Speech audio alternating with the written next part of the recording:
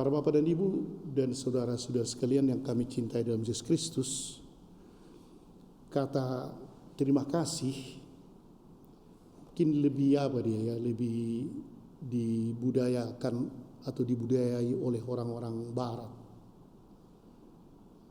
Jadi kalau sikit-sikit mereka mudah mengatakan thanks. Kita mungkin kebudayaan apalagi orang Batak mengatakan mau lihat terima kasih bisa saja, tapi itu lebih kepada orang luar. Kalau antara satu keluarga jarangnya berterima kasih kan, walaupun sudah dibantu adik kita angkat ini. Mana pernah kita bilang terima kasih Dek, wah rasanya enggak. Mama kita kasih makan nanti, mana pernah kita bilang terima kasih.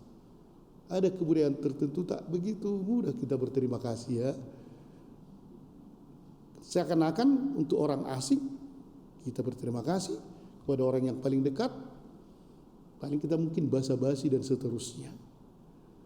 Pada hari ini para bapak dan ibu dan saudara sekalian, ada sesuatu yang istimewa ya. Memang orang kusta tak bisa dekat-dekat kepada siapapun. Mereka malahan mempunyai lonceng kan. Dan kusta merupakan suatu penyakit yang mematikan. Tapi ketika mereka menyadari itu dan ada yang bisa menyelamatkan, mereka berteriak-teriak, Yesus Guru kasihanilah kami. Sama itu dengan kalau kita dalam kesulitan seperti dulu ya. Sekarang agak karena COVID ini tidak nampak.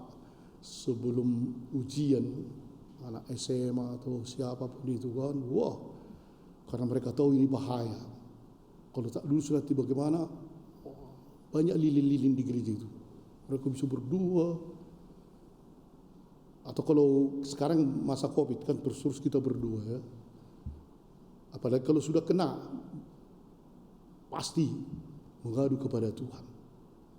Hal ini memang bagus juga ketika kita mengalami kesulitan atau apapun itu yang tak bisa lagi kita selesaikan. Pada umumnya kita mengingat Tuhan.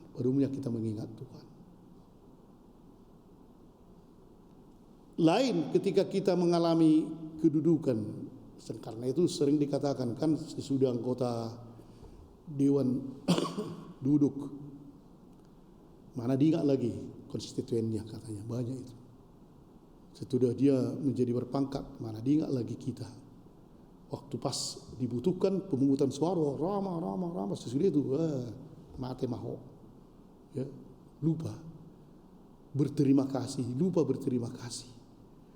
Dan di sini lagi sangat kontras yang dibuat oleh Yesus ketika 10 orang yang disembuhkan, sama-sama disembuhkan, yang 9 lagi tidak tergerak hatinya untuk bersujud kepada Yesus. Dan Yesus melihat dan membuat contoh ini yang sangat ekstrim juga. Justru orang Samaria yang sangat dibenci, dan itu adalah kelas 2 di tengah-tengah orang Israel, karena mereka mempunyai bait Allah sendiri, mempunyai tempat kurban sendiri. Orang Samaria sebenarnya memang adalah orang Israel, tapi mereka kawin campur dengan suku-suku lain. Dan orang Israel tak boleh itu, harus asli. Sehingga mereka itu kelas 2 dan disingkirkan dan dibenci. Justru itulah yang datang berterima kasih. Inilah teguran kepada orang-orang Israel sendiri, orang Farisi.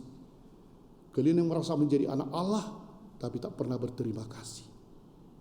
Pada hari ini para bapak dan ibu dan saudara sekalian, kalau kita merasakan kita sebenarnya dibimbing oleh Tuhan ya, bawa kemana-mana, selalu diberikan rahmat, tapi ketika kita mulai menderita baru kita ingat Tuhan. Ketika kita biasa-biasa saja, sulit kita secara tulus berterima kasih kepada Tuhan. Dan inilah yang mau diingatkan oleh Tuhan kepada kita. Sebenarnya terima kasih kita kepada Tuhan tidak dibutuhkan oleh Tuhan itu. Tuhan tak perlu dibilang terima kasih pun, sudah Dialah yang maha kan. Cuma memang kita harus rendah hati dan rendah diri, menyadari bahwa kita ini terus menerus disembuhkan dari kusta. Tapi berapa kalikah kita datang bersujud kepada Dia, terima kasih Tuhan? Atau lebih seringkah kita melupakan? Dikasih begini, bukan ini yang kuinginkan. Kenapa ini?